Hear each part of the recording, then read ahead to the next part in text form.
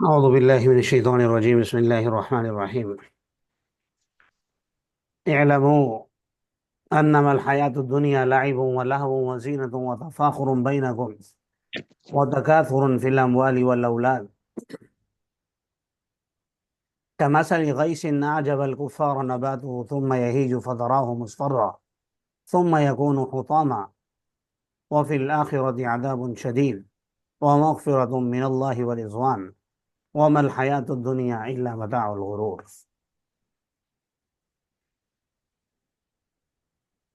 بڑی خوبصورت آیت ہے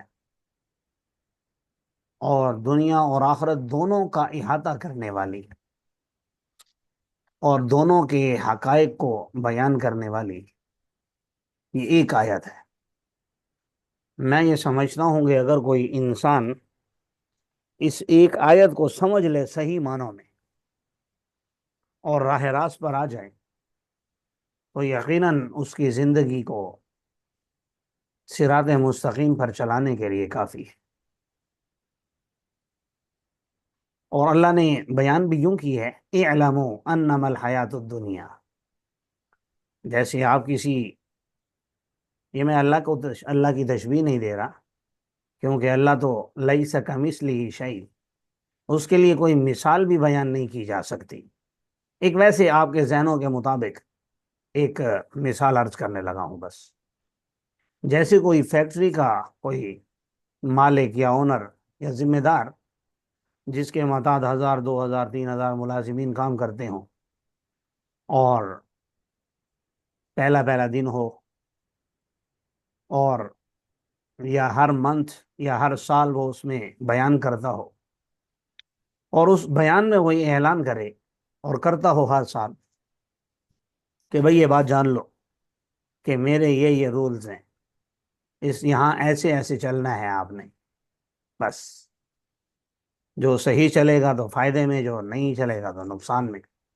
ایسے اللہ تعالیٰ نے یہاں انداز اختیار کیا ہے، اعلموا انما الحیات الدنیا، یہ بات جان لو دنیاوی زندگی کھیل کود، زیب و زینت اور وتفاخر بینکم، ایک دوسرے کے درمیان مفاخرت، فخر کرنا، اور مال اور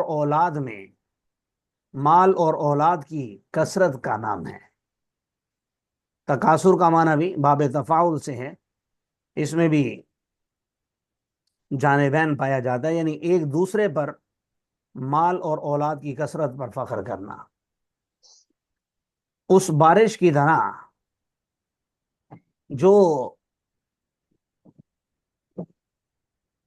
جس کی وجہ سے جب وہ بارش ہوتی ہے تو ظاہر ہے کھیتی اگتی ہے، تو کھیتی کا اگنا کسانوں کو اچھا لگتا ہے، ثم یہیج، پھر وہ خشک ہو جاتی ہے، پھر وہ آپ اس کو دیکھتے ہیں زرد حالت میں، ثم یکون حطاما، پھر وہ چورا چورا ہو جاتی ہے۔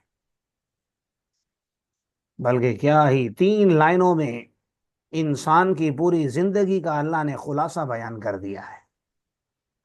سب سے پہلے بچپن، لعب و لہو، یعنی پہلے سال سے لے کر 14 15 سال تک جب بچپنا ہوتا ہے تو کھیل کود کی زندگی ہے۔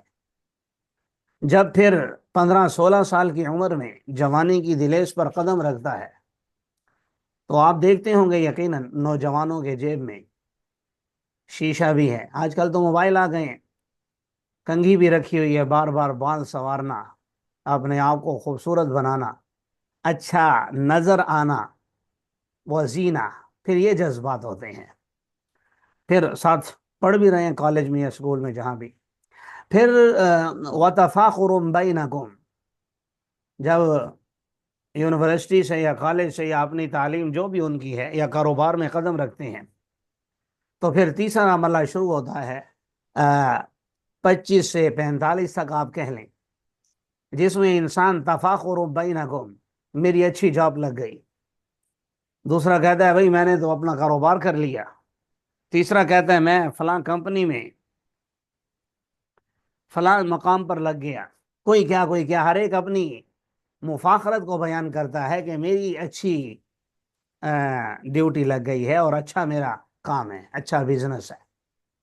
اچھا جی، پھر 45 کے بعد آپ 60 70 تک لگا لیں۔ وَتَكَاثُرٌ فِي الْأَمْوَالِ وَالْأَوْلَادِ، انسان نے جو کچھ کمایا ہوتا ہے، خواہ وہ اولاد کی شکل میں ہو، خواہ وہ مال کی شکل میں ہو، تو پھر مرتے دم تک اسی پر ہی فخر ہوتا ہے کہ میرے تو اتنے بیٹے ہیں، اتنی بیٹیاں ہیں، میرے تو اتنے پوتے اور پوتیاں ہیں، میرے تو اتنے نواسے اور نواسیاں ہیں۔ آپ کے پاس کیا ہے؟ یا میرے فلاں بھائی کے پاس تو ایک فیکٹری ہے، میں تو 2 فیکٹریوں کا مالک ہوں، اس کے پاس ایک مل ہے، میرے پاس 4 ملیں ہیں۔ تو پھر اس چیز کا فخر، یہ گویا 2 لائنوں میں اللہ تعالیٰ نے انسان کی زندگی کے چاروں مرحلوں کو بیان کیا ہے: بچپن، جوانی، اور پھر کمانے کا وقت، اور پھر اڑانے کا وقت۔ لیکن یاد رکھیے، ایک حدیث میرے ذہن میں آ رہی ہے، عرض کر دیتا ہوں۔ نبی کریم صلی اللہ علیہ وسلم نے ارشاد فرمایا کہ تمہارا، بلکہ شروع سے حدیث یوں ہے، صحابہ سے پوچھا کہ تم میں سے کون ہے جو اپنے مال سے زیادہ اپنے ورثاء کے مال سے محبت کرتا ہے؟ فرمایا یا رسول اللہ، ایسا تو ہم میں سے کوئی بھی نہیں ہے، ہر آدمی ظاہر ہے اپنے مال سے محبت کرتا ہے، ورثاء کے مال سے تو کوئی بھی محبت نہیں کرتا۔ تو آپ صلی اللہ علیہ وسلم نے پھر اس موقع پر ارشاد فرمایا، یاد رکھو تمہارا مال وہ ہے جو تم نے کھا کر ختم کر دیا، یا پہن کر پرانا کر دیا، یا اللہ کے راستے میں خرچ کر کے ذخیرہ کر لیا۔ باقی جو تم سمجھ رہے ہو کہ میرا تو اتنا بینک بیلنس پڑا ہوا ہے، تو یاد رکھو وہ تمہارا نہیں ہے، وہ تو ورثاء کا ہے۔ جیسے ہی آپ کی روح نکلی تو ورثاء نے اس پر قابض ہو جانا ہے، ورثاء نے اس پر قابض ہو جانا ہے اور تقسیم شروع کر دینی ہے۔ ابھی آپ کو گئے ہوئے وقت زیادہ نہیں ہوگا کہ اسی پر جھگڑے شروع ہو جائیں گے۔ تو بہرحال یہ 4 مرحلے، امید ہے آپ حضرات کو سمجھ آ گئے ہوں گے۔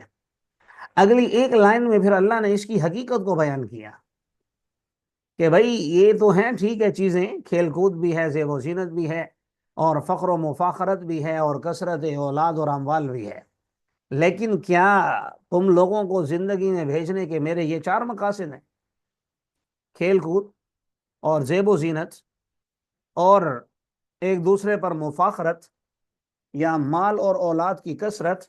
میرا تو یہ مقصد ہرگز نہیں ہے۔ اس لیے آگے یہ بیان فرمایا، کمثل غیث، اس بارش کی طرح جس کی وجہ سے کھیتی اگتی ہے اور کسانوں کو اس کا اگنا اچھا لگتا ہے، پھر وہ خشک ہو جاتی ہے، پھر وہ زرد پڑ جاتی ہے، اور پھر وہ چورا چورا ہو جاتی ہے۔ ایسے ہی انسان کی شان ہے کہ انسان جب پیدا ہوتا ہے، کمثل غیث اعجب الکفار نباتہ، تو والدین کو بڑا اچھا لگتا ہے، کتنے پیارے بیٹے اور بیٹیاں، یعنی بچہ کوئی بھی ہو، لڑکا ہو یا لڑکی، کتنے خوبصورت اور اچھے لگتے ہیں، اور ان کے ساتھ دل لگی کرنا، گپ شپ لگانا، اور ان کی الٹی حرکتوں کا بھی انسان کو اچھا لگنا، یہ ساری چیزیں انسان کے ساتھ ہوتی ہیں۔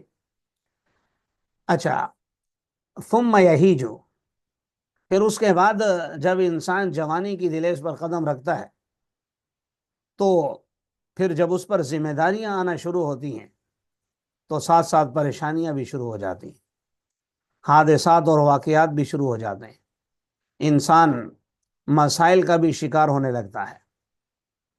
ثم یہیج، پھر چوتھے نمبر پر فتراہ مصفرا، بڑھاپے میں جب پہنچتا ہے تو زرد ہونے کا مطلب یعنی جیسے وہ کھیتی زرد ہوتے ہوئے کسی کام کی نہیں رہتی، اسی طرح یہ انسان بھی بڑھاپے میں جا کر اب جو جوانی میں باتیں تھیں، ظاہر ہے وہ باتیں اب کبھی بھی واپس نہیں آ سکتی، جتنی بھی کوشش کر لیں تو وہ کام، وہ تمام معاملات کوئی بھی ہوں تو وہ اب اس کے پاس واپس نہیں آ سکتے۔ تو فرمایا مصفرہ، یہ کھیتی زرد ہو جاتی ہے اور انسان بڑھاپے میں پھر اس کے بعد ثم یکون حطاما، پھر وہ کھیتی چورا چورا ہو جاتی ہے۔ ایسے ہی یہ انسان ایک وقت تھا کہ لوگ اسے پروفیسر صاحب اور فلاں صاحب فلاں صاحب، ڈاکٹر صاحب، انجینئر صاحب، مولانا صاحب، مفتی صاحب، اور اس طرح کی رٹ لگاتے تھے اس کے بارے میں۔ لیکن جب یہ 5 فٹ نیچے زمین میں گیا، ثم یکون حطاما، اب ختم ہو گیا، مٹی کے ساتھ مٹی ہو گیا، اب اس میں کچھ بھی باقی نہیں رہا الا ماشاء اللہ۔ یعنی بعض لوگوں کی، جیسا کہ انبیاء کے بارے میں نبی کریم صلی اللہ علیہ وسلم نے ارشاد فرمایا کہ اللہ تبارک و تعالی نے انبیاء کی جسد اطہر کو مٹی پر حرام کر دیا، مٹی نہیں کھا سکتی۔ تو یقیناً بعض ایسے شہداء بھی ہیں، بعض اور نیک لوگ بھی ہیں جن کی مٹی اللہ تبارک و تعالی زمین کو نہیں کھانے دیتا، لیکن عام روٹین میں عرض کر رہا ہوں۔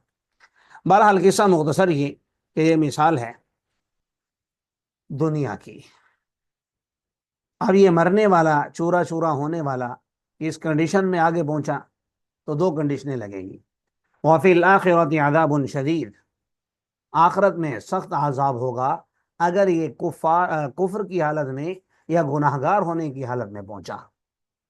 دوسرا، اگر نیک ہے، توبہ کر کے آیا، مسلمان ہے، اللہ والا ہے، ومغفرۃ من اللہ ورضوان، تو چھوٹے موٹے گناہوں کی اللہ کی طرف سے مغفرت بھی ہو جائے گی، اللہ معاف فرما دیں گے، اور رضامندی کا اعلان بھی ہو جائے گا۔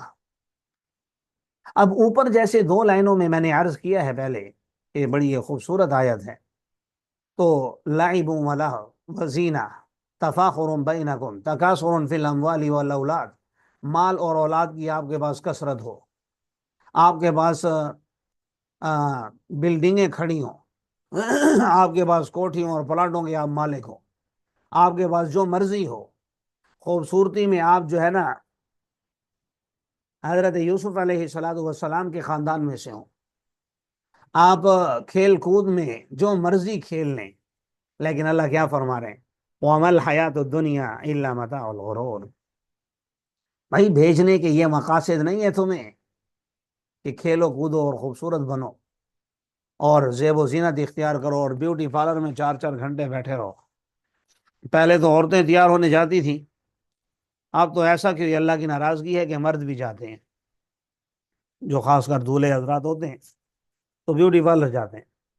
تو بہرحال فرمایا کہ میں نے ان مقاصد کے لیے تمہیں نہیں بھیجا، وہ آگے بات آ رہی ہے کہ ان مقاصد کے لیے بھیجا، ان مقاصد کے لیے نہیں بھیجا، یہ دنیاوی زندگی دھوکے کے سامان کے سوا اور کچھ نہیں ہے۔ اللہ ہم سب کو اس دھوکے میں مبتلا ہونے سے محفوظ فرمائے۔ سابقوا الی مغفرۃ من ربکم، بھئی ہمیں کیا کرنا چاہیے؟ فرمایا دوڑو اپنے رب سے مغفرت حاصل کرنے کے لیے اور اس جنت کو حاصل کرنے کے لیے جس کی چوڑائی آسمان اور زمین کی چوڑائی کی طرح ہے، جو تیار کی گئی ہے ان لوگوں کے لیے جو ایمان لائے اللہ پر اور اس کے رسولوں پر۔ یہ اللہ کا فضل ہے، جسے چاہتا ہے عطا فرماتا ہے، اور اللہ تو بہت بڑے فضل والے ہیں۔ جو بھی مصیبت تمہیں پہنچتی ہے زمین میں اور تمہارے اپنے نفسوں میں یعنی جسم میں، مگر وہ کتاب میں موجود ہے پہلے سے، کیونکہ من قبل ان نبرأہا، اس سے پہلے یعنی وہ آپ کو پہنچنے سے پہلے ہم اسے املا کروا لیتے تھے، لکھوا لیا کرتے تھے۔ ان ذالک علی اللہ یسیر، اور یقیناً یہ اللہ پر بہت ہی آسان ہے، تاکہ تم افسوس نہ کرو اس چیز پر جو تم سے فوت ہو گئی، اور تم اتراؤ مت اس چیز پر جو تمہیں اللہ نے عطا کی ہے۔ اس میں بھی اللہ سبق دے رہا ہے، کوئی کام ہو جائے تو یہ نہیں کہنا چاہیے کہ اگر میں یوں نہ کرتا تو یوں ہو جاتا، فلاں نہ کرتا تو فلاں ہو جاتا۔ یہ تو کافروں کا کام ہے۔ مسلمان تو جب بھی کچھ ہوتا ہے تو کہتا ہے بھئی ما قدر اللہ، اللہ نے جو میرے مقدر میں لکھا تھا وہی ہو گیا بس۔ اللہ تبارک و تعالیٰ اترانے والے کو، فخر کرنے والے کو پسند نہیں کرتا۔ وہ لوگ جو بخل کرتے ہیں اور لوگوں کو بخل کا حکم دیتے ہیں، وَمَن يَتَوَلَّ فَإِنَّ اللَّهَ هُوَ الْغَنِيُّ الْحَمِيدُ، اور جو شخص منہ موڑ لے تو اللہ بے نیاز ہے اور قابل تعریف ہے۔ یقیناً ہم نے اپنے رسول بھیجے واضح نشانیاں دے کر، اور ہم نے ان کے ساتھ کتاب اور میزان بھی اتارا تاکہ لوگ انصاف کے ساتھ کھڑے ہوں، جس طرف انصاف ہو اس طرف جائیں۔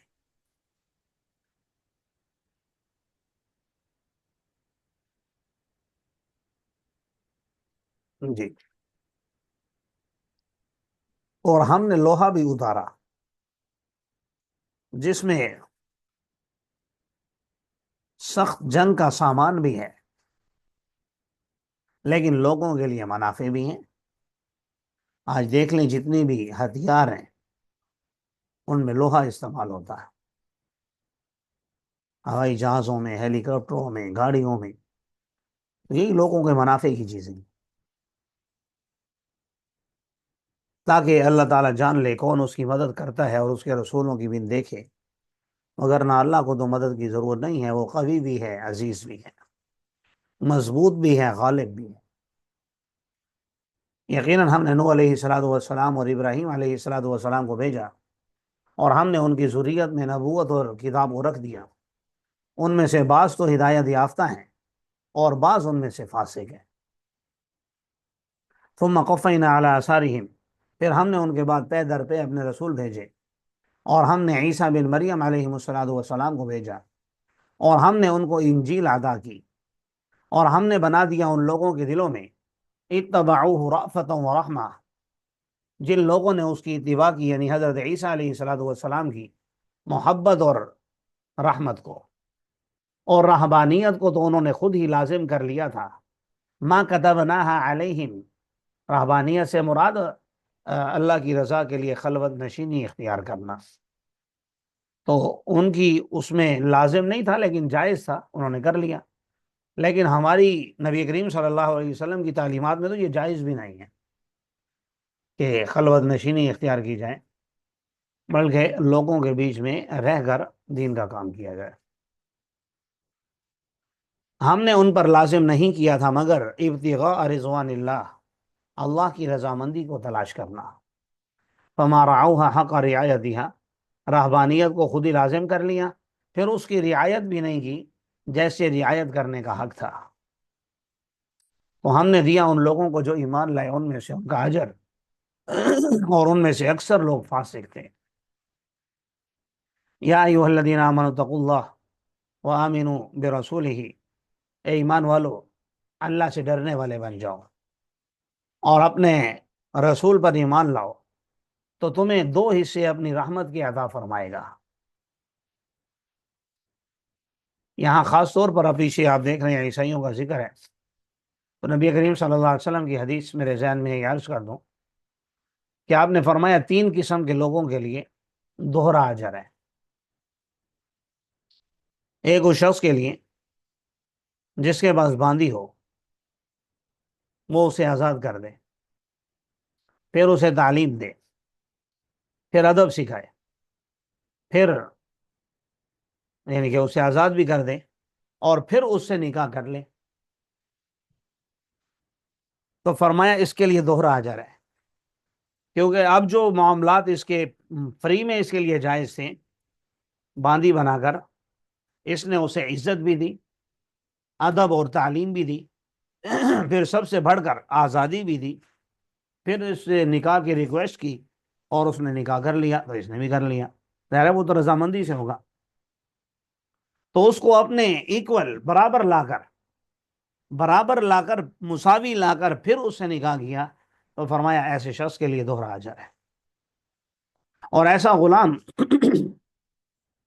جو آقا کا بھی حق ادا کرے اور اللہ کے حقوق کو بھی ادا کرے، فرمایا اس کے لیے بھی دوہرا اجر ہے۔ اور ایک فرمایا کہ جو شخص حضرت عیسیٰ علیہ السلام پر یا حضرت موسیٰ علیہ السلام پر ایمان لایا اور اہل کتاب یعنی کہ پھر مجھ پر ایمان لایا، فرمایا اس کے لیے بھی دوہرا اجر ہے۔ اس لیے یہاں بھی آپ دیکھ رہے ہیں یؤتکم کفلین من رحمتہ، دو حصے. تو دو حصے کیوں ہوں گے، اس کی وجہ بھی جہاں تک احادیث میں غور کرنے سے سمجھ میں آتی ہے، وہ یہ ہے کہ جو کام جتنا مشقت والا ہوگا اس میں اتنا اجر زیادہ ہوگا. اب غلام کی ڈبل ڈیوٹی ہے، اللہ کی بھی پوری کرنی ہے، آزاد آدمی ہے اس نے صرف اللہ کی ماننی ہے بس. لیکن جو غلام ہے اس نے آقا کی بھی ماننی ہے اور اللہ کی بھی ماننی ہے. اسی طرح جس نے باندی کو ادب سکھایا، تعلیم دی، پھر آزاد کیا، پھر اس سے نکاح کر لیا، اس میں بھی ظاہر ہے اچھی خاصی مشقت ہے. کون اپنے غلاموں کو پڑھاتا ہے؟ لوگ تو اپنے نوکروں کو کہیں اچھی باہر بھی اچھی جگہ نہیں لگواتے یا نہیں بتاتے کہ یہ مجھے چھوڑ کے چلا جائے گا یا یہ زیادہ راستے دیکھ لے گا. آج کل تو یہ معاملات چل رہے ہیں کہ کوئی کسی کی رہنمائی کرنے کے لیے تیار نہیں ہے کہ کہیں یہ مجھے چھوڑ کر کہیں اور نہ بھاگ جائے. تو بہرحال تو اس نے اسے تعلیم بھی دی، پھر اسے آزاد کر دیا. آزاد کرنے کے بعد پھر ایک باندی کے ساتھ، یعنی باندی تھی آزاد کیا، ہے تو وہ اس کے لیے باندھی، اور پھر اس سے کہا کہ مجھ سے نکاح کر لو. تو اچھا خاصا اس میں ضبط کرنا ہوگا. کسی انسان کو عزت دینا بہت بڑا کام ہے. اچھا، دو باتیں. اب تیسرا، جو عیسیٰ علیہ السلام پر ایمان لایا اور مجھ پر بھی ایمان لایا، تو میں یہ عرض کر رہا تھا جس میں مشقت زیادہ ہو، تو کسی انسان کے بارے میں اپنا کانسیپٹ تبدیل کرنا یہ بہت مشکل کام ہے. بھائی آپ کسی کو پہنچی ہوئی سرکار سمجھ رہے ہیں، بہت اللہ والا سمجھ رہے ہیں، اور اس کی آپ کے سامنے کوئی ایسی ویسی حرکت آ جائے، آپ کو تو پہلے تو یقین ہی نہیں آئے گا بھئی یہ کیا معاملہ ہے. تو اگر کوئی شخص پہلے انبیاء پر ایمان رکھتا ہے، بھئی اپنے آپ کو ہی لے لیں، ہم اب نبی کی نبوت کو چھوڑ سکتے ہیں؟ میرے خیال میں تو ہم اپنی عزتیں، اپنی اولاد، اپنے ماں باپ، اپنی نسلیں، بلکہ اپنا سب کچھ قربان کر دیں گے، لیکن رسول اللہ صلی اللہ علیہ وسلم کی نبوت سے منحرف نہیں ہوں گے ہم. بے شک. تو جیسے میں اور آپ نہیں ہو سکتے، ایسے عیسائی بھی تو عیسیٰ علیہ السلام کو اللہ کا آخری پیغمبر مانتے ہیں. آخری سے مراد وہ یہی کہتے ہیں بس یہ ہمارے پیغمبر ہے، اللہ خیر صلی اللہ، ہم نے اور کسی کی نہیں سننی. موسیٰ علیہ السلام کو ماننے والے یہی کہتے ہیں کہ وہ ہمارے پیغمبر ہیں، ہم نے اور کسی کی نہیں ماننی. جیسے ہم یہ کہتے ہیں کہ ہم نے محمد صلی اللہ علیہ وسلم پر ایمان لائے ہیں، ہم نے اور کسی کی نہیں ماننی، ایسے وہ بھی کہتے ہیں. تو ایسے کسی کا اپنے نبی کی اتباع کو چھوڑ کر اپنا کانسیپٹ تبدیل کرنا کہ میرے پیغمبر اب ٹھیک ہے وہ قابل احترام ہے میرے لیے، ان کا ادب کروں گا، لیکن آج سے فالو میں محمد صلی اللہ علیہ وسلم کو کروں گا، تو اس کے لیے بڑا دل گردہ چاہیے، اس کے لیے بڑا معاملات چاہیے. آپ اس کو یوں بھی میں سمجھا سکتا ہوں آپ کو، آپ کے ہاں کل خانی ہوتی ہے، آپ کے محلے میں ہر کوئی کرتا ہے، بریلوی ہے، دیوبند، آج کل تو دیوبندیوں میں بھی چل رہی ہے.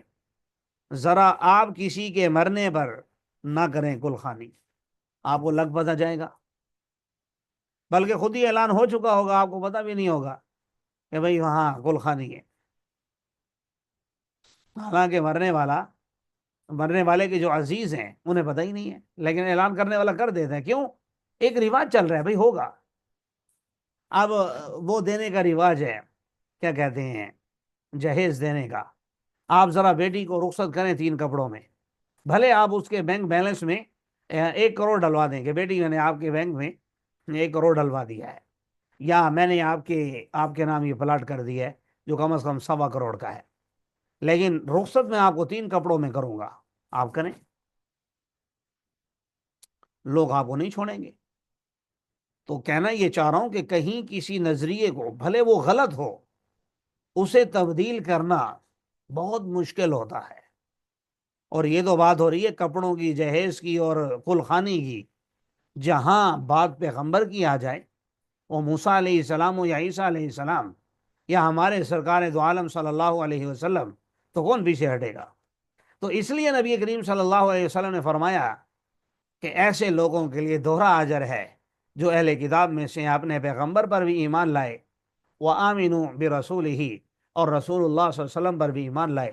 یؤتکم کفلین من رحمتہ، تو تمہیں دو حصے ملیں گے اس کی رحمت میں سے، اور تمہیں ایک نور بھی ملے گا جس کی روشنی میں تم چلے ہوئے، اور سب سے بڑی بات اللہ تمہیں معاف بھی کر دے گا، اور اللہ ہے ہی معاف کرنے والا، رحم کرنے والا۔